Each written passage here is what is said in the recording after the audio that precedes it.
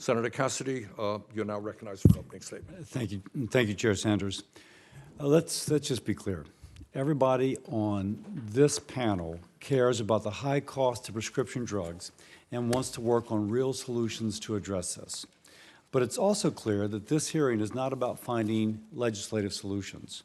It's kind of following a formula. We publicly attack private, well, I don't, but others, publicly attack private citizens for being successful under capitalism. We grossly oversimplify a problem and blame corporations. We demand CEOs come before the committee for public verbal stoning. We reject the offer to send top executives with subject matter expertise and responsibility regarding the issues at hand and threaten a subpoena when CEOs are suspicious that they won't get a fair shake. Hold the hearing, get sound bites, then pick another set of CEOs for a show trial, but we don't pass meaningful legislation. If that sounds familiar, it's been the hearing with Starbucks founder Howard Schultz, Moderna CEO Stefan Bancel, and now this hearing with the same formula. I would have gladly joined the chair in exploring solutions to address the high cost of prescription drugs. I'm a doc. I worked in a public hospital for the uninsured for 25 years. I did my best to get care to those who otherwise would not have received. I am aware of this. I'm also aware of the perverse incentives. The kind of like, my gosh, it shouldn't be high, but it is high. Bad actors game the system, and we need solutions that benefit patients and improve access. But the majority was not interested in working with this side of the dais to hold a serious hearing to inform serious legislation. They didn't seek Republican input. The goal was to haul you guys in, to cry capitalism and blame these corporations for the high cost of drug prices. Now, by the way, of course drug companies play a role. And hopefully we'll get answers today to legitimate questions about how drugs are priced. But the problem is far greater and more complex than individual companies, or even a set of companies within an ecosystem which is incredibly complex. Why do Americans pay more for certain drugs than patients in other countries?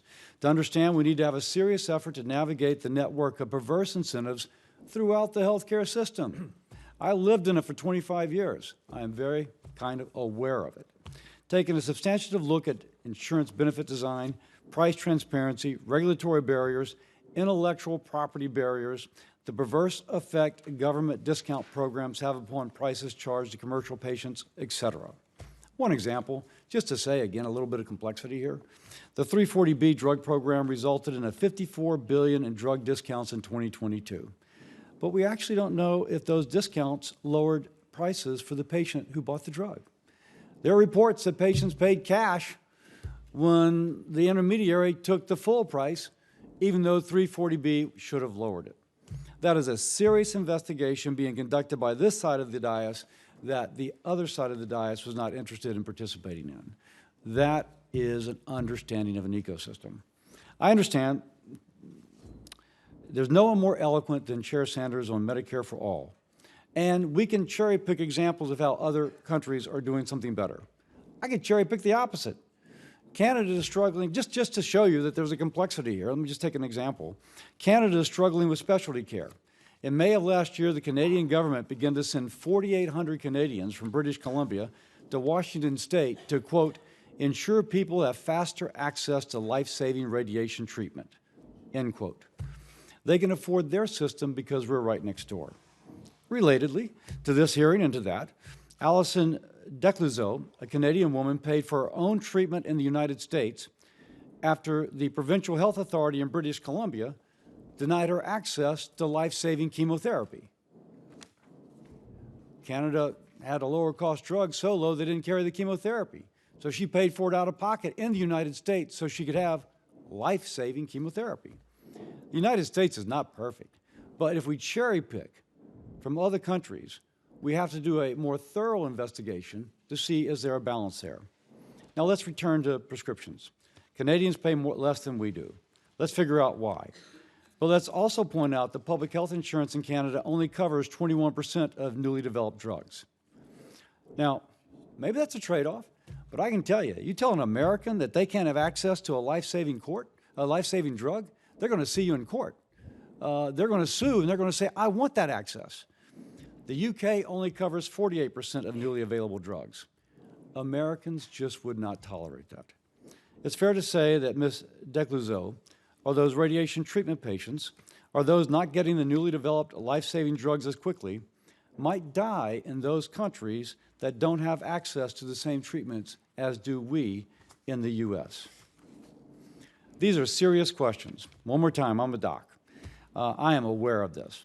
But we need to fully consider all these issues and then maybe bring you in at the end. But we'll bring in with a context which is complete as opposed to isolated. As I said at the start, it would be best if this were a genuine exercise. I am so willing to do the work on this, as are my colleagues. We've shown that willingness on work on PBM reforms and generic drugs. And even though the chair and I got off to a rocky start, we did some pretty good work on that, Mr. Chair. I think we've got some good bipartisan legislation. So this committee, I agree with you, can accomplish that.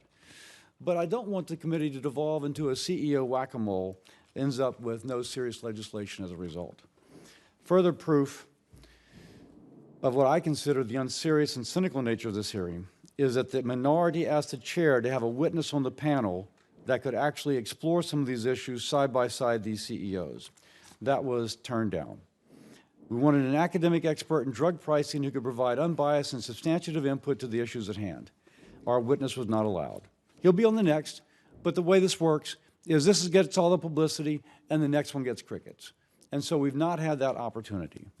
And I'll also point out we didn't split the majority and minority witnesses into different panels during several hearings which promoted kind of labor union issues.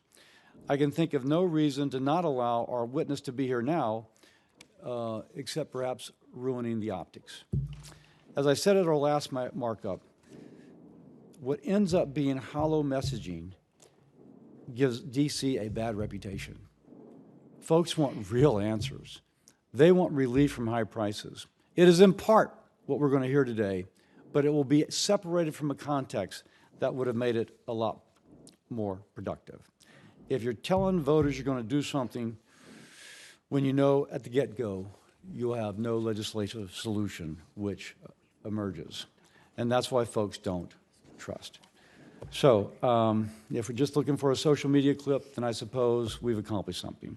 But let's make a difference for the people whom we represent, for those patients in hospitals where I once treated who otherwise would not have access to care. We have the ability to craft meaningful legislation. Let's do it. With that, I yield. Thank you, Senator Cassidy.